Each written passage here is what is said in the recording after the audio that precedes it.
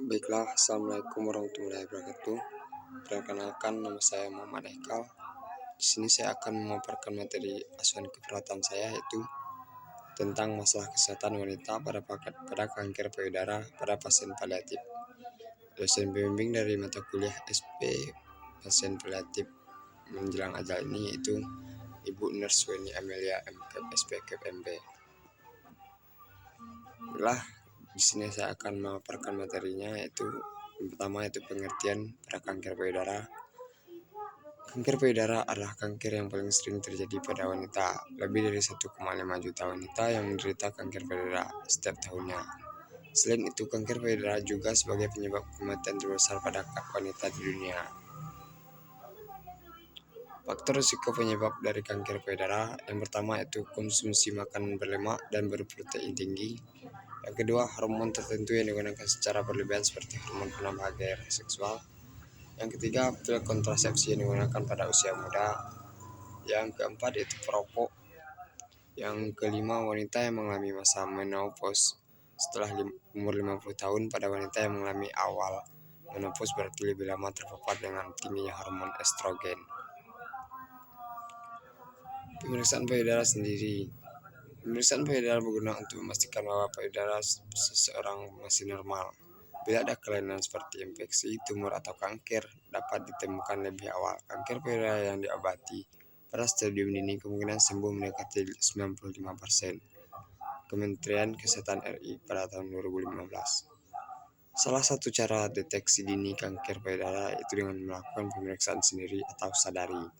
Pemeriksaan payudara sendiri dilakukan setiap bulan secara teratur. Wanita usia subur. Wanita usia subur merupakan wanita yang dalam keadaan organ reproduksinya berfungsi dengan baik, antara umur 20-45 tahun.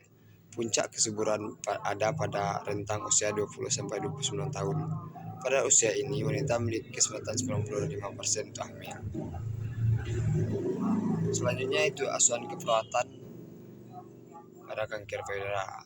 Yang pertama itu pengkajian di RW 006 terletak di Kelurahan Lubuk Lintah yang terdiri dari 6 RT, yaitu RT 01, RT 02, RT 03, dan RT 04, dan juga RT 05 dan RT 06.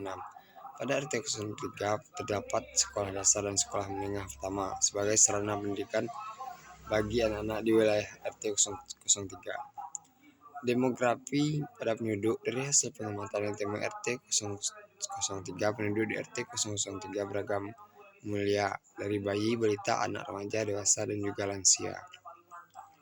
Dan pada malam hari banyak orang dewasa yang berprofesi sebagai gojek yang duduk di pos ronda setelah melakukan aktivitas pada siang hari. Di RT 003 juga terdapat tempat posyandu. Lanjut itu ras dan etnis. Warga RT 003 mayoritas merupakan penduduk asli Sumatera Barat, yang ada beberapa penduduk yang berasal dari luar. Sebagai besar bahasa yang digunakan oleh warga RT 003 adalah bahasa Minang. Nilai dan agama dan kepercayaan. Warga di RT 003 mayoritas Muslim. Bagi warga yang Muslim, mereka memiliki tempat untuk beribadah yaitu Masjid Al-Azhar. Warga biasanya melaksanakan sholat berjamaah di masjid tersebut. Subsistem komunitas lingkungan. Perumahan di RT 003 90% permanen dan 10% semi permanen. Jarak antara satu rumah dengan yang lain sering saling berdekatan. Kondisi lingkungan rumah sebagai besar sudah memenuhi syarat kesehatan karena tempat pembuangan sampah sudah ada dan diambil oleh petugas kebersihan. Fasilitas pelayanan kesehatan pada pelayanan sosial di RT 003 terdapat postu, puskesmas pembantu, dan ada satu buah posyandu yang diadakan di salah satu rumah warga. Selanjutnya itu ekonomi. Berdasarkan dari hasil pengamatan yang dilakukan di RT 003 didapatkan hasil bahwa penduduk setempat memiliki pekerja mayoritas sebagai pedagang, yaitu dengan menjual berbagai jenis makanan. Juga ada beberapa warga yang bekerja sebagai wirausaha dan juga ada sebagai PNS dan buruh. Selanjutnya itu keamanan dan transportasi yang digunakan oleh warga RT 003 itu kendaraan pribadi, roda 2, roda 4, dan juga ada yang menggunakan transportasi umum. Politik dan pemerintahan. Di RT 003 terdapat berupa spanduk dan poster. Pada RT 03 terdapat kantor lurah dan tidak terdapat kantor camat. Pemilihan ketua RT biasanya dilakukan sekali dalam 5 tahun dan pengambilan keputusan bisa berdasarkan hasil musyawarah semua warga RT 003. Selanjutnya itu komunikasi. Warga RT 003 selalu melakukan musyawarah ketika terjadi permasalahan. Dalam musyawarah tersebut melibatkan ketua RT, RW, serta tokoh masyarakat. Selanjutnya itu pendidikan. Pada RT 003 terdapat SDN 21L Lubuk Lintah. Pendidikan terakhir warga setempat banyak yang hanya lulus SD, SMP, SMA, dan juga ada beberapa sarjana. Masih ada beberapa anak yang sekolah hanya sampai SMP karena menikah dini dan hamil saat usia remaja. Rekreasi.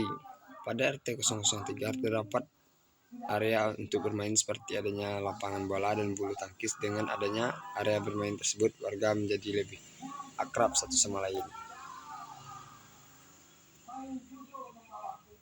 Analisa data.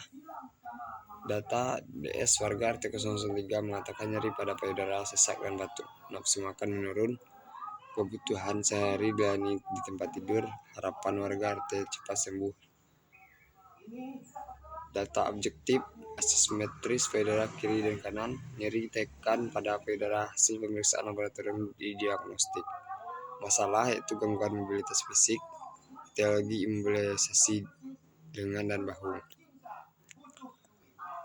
Yang kedua itu menanyakan data subjektif, yaitu menanyakan masalah yang dihadapi.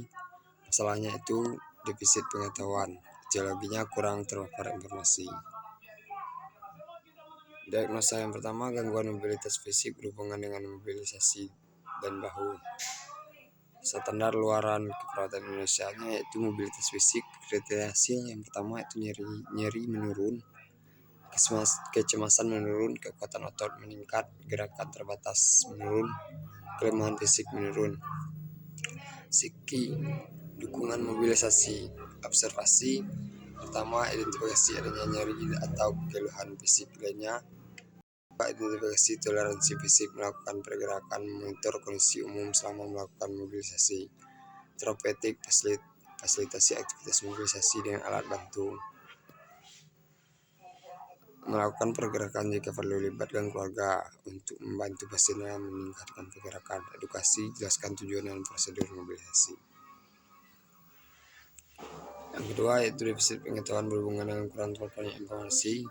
Tingkat pengetahuan, SLKI-nya tingkat pengetahuan, kriteria hasil, perilaku sesuai anjuran meningkat, verbalisasi dalam minat belajar meningkat, kemampuan menjelaskan pengetahuan tentang suatu topik meningkat, kemampuan menggambarkan pengalaman sebelum sesuai topik meningkat, perilaku sesuai dengan pengetahuan meningkat. Selanjutnya itu psiki, standar intervensi keperawatan Indonesia. Edukasi kesehatan, observasi yang pertama, identifikasi kesiapan dan kemampuan menerima informasi, identifikasi faktor-faktor yang dapat meningkatkan menurunkan motivasi, perilaku hidup bersih dan sehat. Terapeutik, sediakan materi dan media kesehatan, jadwalkan pendidikan dan kesehatan sesuai kesehatan. Selanjutnya beri kesempatan untuk bertanya. Program promosi setelah mendukung, melakukan pemeriksaan kanker payudara.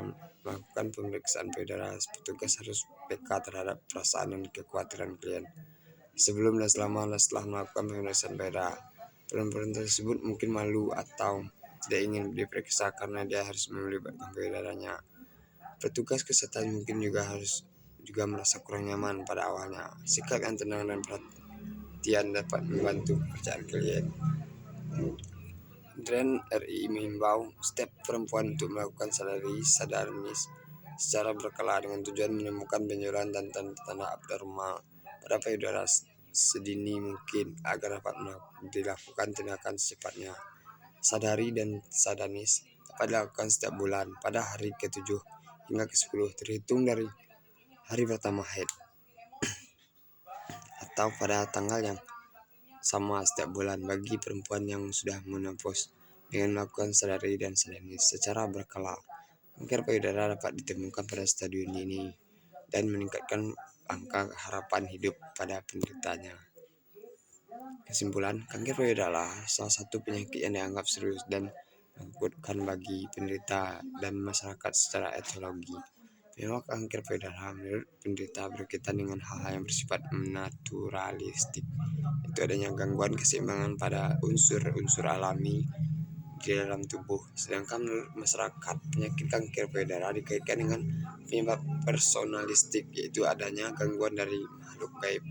Etiologi yang berbeda menyebabkan adanya perbedaan pemahaman tentang pengobatan yang harus dijalani oleh penderita kanker payudara. Pemahaman yang berbeda tersebut berhubungan dengan aspek sosial dan budaya terkait penyakit kanker payudara. Baiklah, sampai di sini materi pada pasien kanker payudara, itu tentang pada paliatif.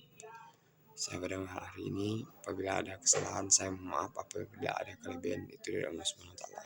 Saya tutup dengan apa saya mulai. Wassalamualaikum warahmatullahi wabarakatuh.